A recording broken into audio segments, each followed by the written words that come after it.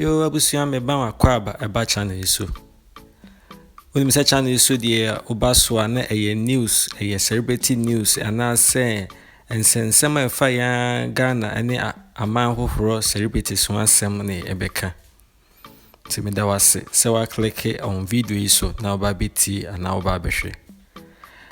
Ane story de ba no efa yen sister a oye TikTok star a obi enim say ye friend no Martina Dramina dodo na friend Asantoa sister yi ehwe TikTok dia sisi wagidi mpa o followers papa na nansen yete se ode the manager nsem bebre a Ghana for binum susu se the manager yi die nemo ne ye o social media yi die na se onene wo bibiye na in an interview na Asantoa no clear to all Ghanaians say the manager yi odi ne hweye ani kunkura enim se adwuma na oye sini adwuma ya oye enema bebre ne kom ebetima ma robi sekisi obi ana se emre bi timi so a ebema robi a o hwe ro na yade a one be ma baby bi na so osan chiremu se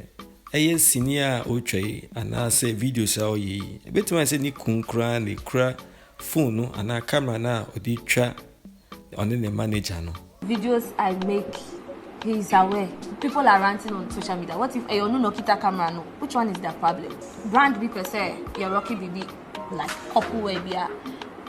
Na minya misika film. People what? No. What people are saying will not feed me. So I've not even seen. Okay, I'm an actress. I mean, I will kiss people. I will do things, romantic things with people. So every guy I will touch, they would have to come and talk for my husband or what. Of course, someone say I'm Kamubeti. Abusuya men kasa bebre no, mestre say ye kwa he video yi. Na o he video echi a obetime leave a comment or comment box no. Na waka bibi afa video yin so ho. Se bibi nso anko yi ama wo a, mestre o say obe leave a comment. Mestre say on subscribe nso a. Be subscribe it amame na wa share video yin ma afoforo nso ahwe. Me da se wetie me emana padio we die me ma boka yensie yadio ye die da no condom no sex no condom no sex no condom no sex no condom no you wanted it I'm loving it you wanted it I'm loving it you wanted it I'm loving it you wanted it I'm loving it